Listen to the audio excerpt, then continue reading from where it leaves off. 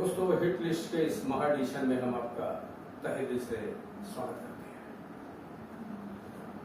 दोस्तों, आपको लगता होगा कि इस महा एडिशन के अंदर मतलब जितने भी क्वेश्चन आंसर हमने आपको बताए, जितने भी क्वेश्चन आंसर आपको बताए, वो कहीं आपको लगता होगा कहीं आया कहीं नहीं है, ऐसा लगता होगा।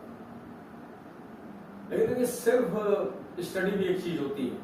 आपको 100/100 कोई नहीं समझा सकता है, लेकिन जो भी हम बताए हैं वो सिविल सेवा के एग्जाम में हमेशा ही फंसा है। चलिए, वनडे दे रहे होंगे और कोई भी एग्जाम दे रहे होंगे, उन चीजों के लिए मैं आपको क्रिटिसाइज नहीं करूंगा। एग्जाम तो एग्जाम होता है, एग्जाम तो एग्जाम होता है, चाहे सिविल सेवा का हो, चाहे चपरासी का हो, चाहे माली का हो, चाहे रेलवे का हो, चाहे एसएससी का हो, चाहे मतलब आप वो जहाँ लोग पढ़ाते हैं आंगनबाड़ी का हो, एग्जाम तो एग्जाम होता है। इसलिए मैं क्रिटिसाइज इन चीजों को बिल्कुल नहीं करूंगा। एग्जाम एग्जाम ही होता है, एग्जाम एग्जाम होता है, क्वेश्चन होते हैं, और कोई भी क्वेश्चन कभी भी आज के युग में कहीं भी आ सकता है। मैं हमेशा ही मतलब हार्ड क्वेश्चनों की तरफ ही आया, लेकिन आज के वीडियो में उन हार्ड क्वेश्चनों को लेके आता हूं कि आप जमादार से लेके सीपे सलार तक का पूरा सफर यहां तय कर सकते हैं। मौर्य वंश की स्थापना किसने की थी? मौर्य वंश की स्थापना किसने की थी? चंद्रगुप्त मौर्य ने। मैं ही मतलब वो क्वेश्चन पूछ रहा हूं, मैं ही आंसर दे रहा हूं। पहले मैंने पूछा, अगर आपको याद हो तो आप एक जवाब में बता देते कि मौर्य वंश की स्थापना चंद्रगुप्त मौर्य ने की। ये वही चंद्रगुप्त मौर्य था जिसने राजकीलम खेलते हुए बचपन में 12 वर्ष की उम्र में चाणक्य की नजर पे आया। चाणक्य के लिए मैं मतलब एक आपको मतलब जो है फार्मूला बताता हूँ। कवच इसे हमेशा रहे, कवच, कौटिल्य, विष्णुगुप्त, चाणक्य के दो और भी नाम थे। कवच के हिसाब से आप एक फार्मूला बना लीजिएगा। का से कौटिल्य, वा से विष्णुगुप्त, चा से चाणक्य। घनानंद, महा पद्मानंद का वो नंद वंश का शासन तो आप जानते ही होंगे। इसके बारे में एक बार नंद वंश के बारे में बना दूंगा वीडियो। बनाने के लिए मुझे देखिए बहुत ज्यादा टाइम लेता नहीं हूँ, अगर टाइम लूँ बनाऊं तो वहां से कोई क्वेश्चन, हालांकि जो बोलूंगा वहीं से क्वेश्चन आएगा। बहुत ज्यादा डीपली पढ़ने की जरूरत नहीं है। एक बड़ा स्टूडेंट हर एक चीज को पढ़ के नहीं बनता है। एक स्टूडेंट वो बनता है कि जो आने के आसार होते हैं उस हिसाब से ही आपको बताने की कोशिश करता हूं। तो नंद वंश की मतलब जो है चाणक्य मतलब उस दरबार में बैठा हुआ था, भोजन कर रहा था, और घनानंद मतलब जो आया उसने कहा भोजन मतलब राजा के सामने बंद करो। चाणक्य ने कहा नहीं भाई, भोजन कर लूंगा तभी बंद करूंगा। घनानंद ने तुरंत उसके भोजन को हिटवाया, चाणक्य को घसीट कर कहा बाहर जाओ। चाणक्य ने एक चोटी बांधी, उसने कहा तेरे वंश का नाश कर दूंगा। तो ये मतलब एनिमल वाला नहीं है कि राजवीर सिंह की मतलब एनिमल में राजवीर सिंह भी मतलब बोलता है ये बात की मतलब चाणक्य ने वैसा ही बोला होगा। उसके बाद चंद्रगुप्त मौर्य ने ही अंतिम शासक, चंद्रगुप्त मौर्य वंश का अंतिम शासक ये भी पूछा जाता है। देखो मैं क्लियरिफिकेशन कर दूं, घनानंद को हरा के चंद्रगुप्त मौर्य जो है मौर्य वंश की स्थापना करता है चाणक्य की मदद से। चाणक्य के 3 नाम और भी थे, कौटिल्य, विष्णुगुप्त, चाणक्य। और अर्थशास्त्र का मतलब इन्हें प्रथम प्रणेता भी कहा जाता है। और इन्हें चाणक्य को मतलब जो है भारतीय अर्थशास्त्र का जनक भी माना जाता है, भारतीय राजनीति शास्त्र का भी जनक इन्हें ही माना जाता है। हाँ, तो मौर्य वंश का अंतिम शासक बृहद्रथ ये भी पूछा जा सकता है। अब आपसे मतलब जो है थोड़ा सा और भी आगे निकलते हुए हम कुछ बातें करें। अगर आपके पास नॉलेज है तो आप बता ही सकते हैं, क्योंकि यही सब क्वेश्चन फंसेंगे। रक्त समूह मतलब ए बी ओ 4 रक्त समूह है। रक्त समूह 4 है। इनकी खोज किस साइंटिस्ट ने की थी? पता है? लैंड स्टीनर ने इन चारों रक्त ग्रुपों को मतलब जो है पहले खोजा था। और रक्त प्रवाह की खोज किसने की थी कि रक्त प्रवाह के जटिल विस्मयकारी जैसा भी हो उसकी खोज किसने की थी? विलियम हार्वे ने। अब अगर आप पहले बता रहे हैं तो आप जान लीजिए एग्जाम क्वालिफाई है। अगर मैं बता रहा हूँ फिर आपने हाँ मुझे याद आ गया, मैं देखिए बिना ऑप्शन के बता रहा हूँ, मैं बगैर ऑप्शन के ही बता रहा हूँ। और आपको तो इतना बिल्कुल पढ़ने का होना चाहिए। बाकी मैं अगले वीडियो में बताया ही था ए बी और मतलब एक्टिविटी ए बी तो ए बी ओ 4 मतलब बताया था। तो इन चीजों का अभी आपसे ये पूछा जाए कि दोस्तों कभी भी कोई भी क्वेश्चन देखिए विषम स्थिति में मतलब ही क्वेश्चन पूछे जाते हैं। अब क्वेश्चन मतलब थोड़े टेढ़े मेढ़े पूछे जाते हैं। जितने भी क्वेश्चन भी बताया हूँ ये तो लगभग आप जानिए एग्जाम में रिपीट मारते ही है। इसमें कोई भी ऐसा क्वेश्चन नहीं जो मतलब एग्जाम में रिपीट नहीं मारेगा, वो हमेशा ही एग्जाम में रिपीट मारेगा। अगर आप ये सोचते हैं कि ये क्वेश्चन पढ़ने का कोई मतलब नहीं है तो आप खुद ही जानते हैं हर साल मतलब किसी न किसी एग्जाम में सारे क्वेश्चन फंसे। 2025 में भी अभी जो भी एग्जाम होंगे ये जितने भी क्वेश्चन है ये सब फंसे। तो क्वेश्चन हिट लिस्ट का ही आपको देखना है कि ऐसा नहीं कि आप मतलब पढ़ने लगे कि सहारा रेगिस्तान में कौन सा जानवर ज्यादा रहता है, वो सब का ऊंट रहता है। अब किसी ने पूछा सबसे बड़ा रेगिस्तान कौन सा है, सभी को पता है कि सहारा रेगिस्तान सबसे बड़ा है। अब भारत का सबसे बड़ा थार मरुस्थल है, थार रेगिस्तान, ये हो सकता है सभी को पता, लेकिन ये भी पता होना चाहिए। नॉर्मल क्वेश्चन भी कभी कभी लोगों को मतलब व्यथित कर देते हैं। नॉर्मल क्वेश्चन भी कभी कभी किसी को, अब लोगों ने ये भी पूछ लिया कि मतलब जो विशाल पिरामिड है वो उस पिरामिड का नाम क्या है? खुफू का पिरामिड उसका नाम है खुफू का पिरामिड। तो मतलब ऐसे क्वेश्चन भी आ जाते हैं। कभी कभी ये लगता है कि ये क्वेश्चन नहीं आएगा। अब जैसे लोगों को तो सबसे लंबी नदी कौन सी है, तो लोग बताएंगे नील नदी दुनिया की सबसे बड़ी नदी है जो मिस्र में अवस्थित है। इसे मिस्र का वरदान भी कहते हैं, नील नदी को मिस्र का वरदान भी कहते हैं। तो ये सबको पता है। अभी ये पूछा जाए कि दुनिया की सबसे चौड़ी नदी यानी जिसके पास सबसे ज्यादा जल है।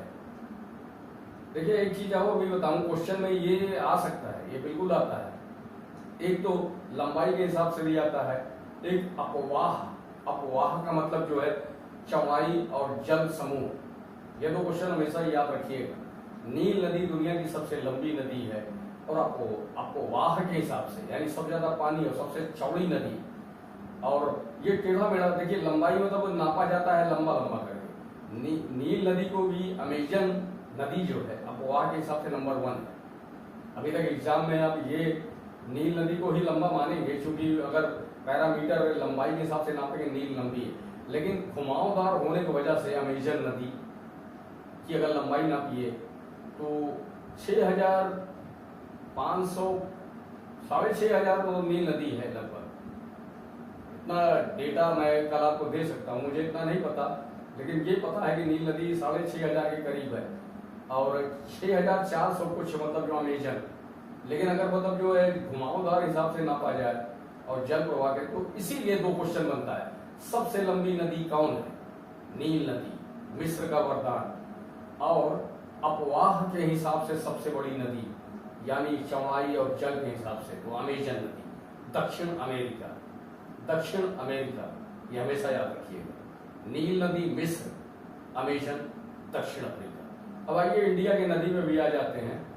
क्योंकि कम समय में आपको ज्यादा नॉलेज देने की कोशिश करते हैं, जो किताबों में आपको नहीं मिलेगा वो मेरे लेक्चर के अंदर आपको जरूर मिलेगा। इस लेक्चर के अंदर आपको हमेशा ये लगेगा कि आप हमेशा लाभान्वित हुए हैं। अब इंडिया की सबसे लंबी नदी 2,510। अगर मैं गलत हूं तो आप कमेंट में मारिएगा, क्योंकि मैं अभी लाइव हूं, मतलब लाइव क्या मैं वीडियो बना रहा हूं, लाइव आऊंगा। 2,510 ऐसा मुझे लगता है गंगा नदी की लंबाई। लेकिन अपवाह क्षेत्र में यहाँ भी एक ब्रह्मपुत्र नदी जो है चौड़ाई और अपवाह क्षेत्र के हिसाब से, अपवाह के हिसाब से सबसे बड़ी नदी। लंबाई के हिसाब से अलग होता है, जैसे देखिए वहां वर्ल्ड लेवल में हमने बताया लंबाई नील, अपवाह अमेजन, इंडिया में लंबाई गंगा नदी, अपवाह ब्रह्मपुत्र। तो वो समझिएगा अपने हिसाब से, पुस्तक भी पढ़ लीजिएगा, पुस्तक तो आप पढ़ते हैं ये चीजें।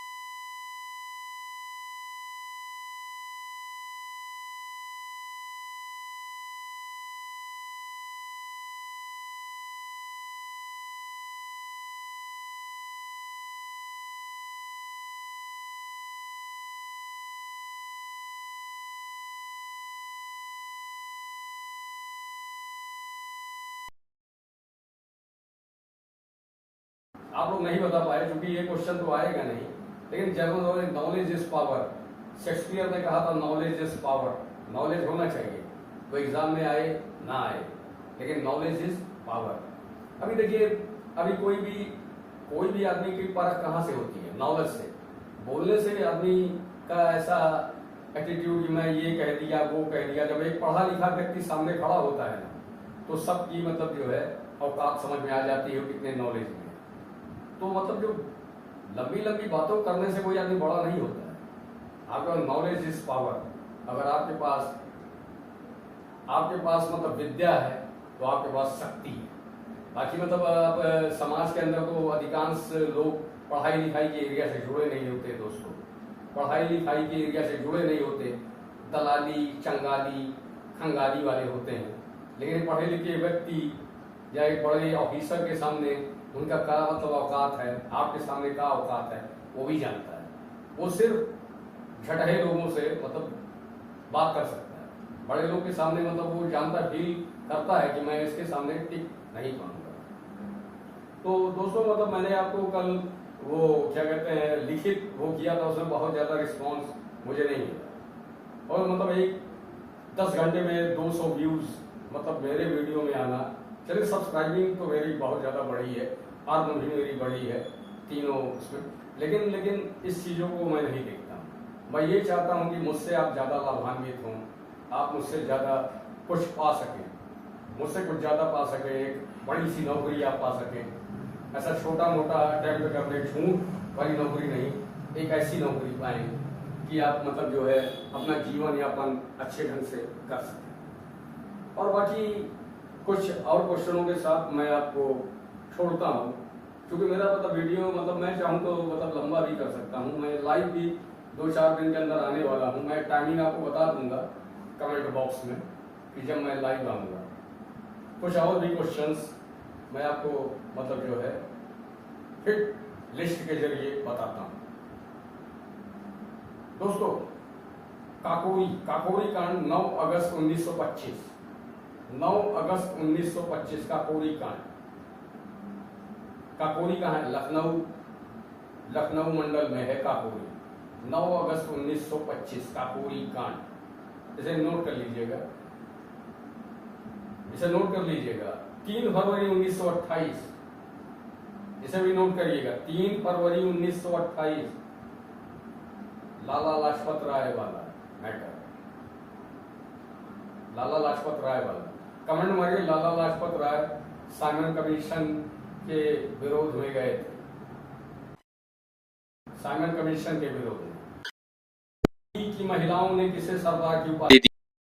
सरदार वल्लभ, ये भी आप याद रखिए, सरदार वल्लभ भाई पटेल, सरदार वल्लभ भाई Patel, iron man of India. और आने वाले दौर में सबसे लंबी प्रतिमा सरदार वल्लभ भाई पटेल की बनने वाली है, नर्मदा अयोध्या अवस्थित है। लेकिन दुनिया की सबसे बड़ी प्रतिमा सरदार वल्लभ भाई पटेल की नहीं होगी, दुनिया की सबसे बड़ी प्रतिमा वहीं बनेगी। प्रभु की, प्रभु श्री राम। तो दोस्तों इसलिए मतलब जब वो मूर्ति बनेगा तो आपको खुद ही पता चल जाएगा। मुझे लगता है कि उससे बड़ी मूर्ति फिर इस पृथ्वी पर दोबारा कभी नहीं बनेगी। इसलिए दोस्तों जय श्री राम, वंदे मातरम और जय हिंद। अब मैं दोस्तों आपसे इजाजत लेता हूँ। मैं हॉट सीट से उठ चुका हूँ और आगे बढ़ रहा हूँ इस वीडियो को बंद कर।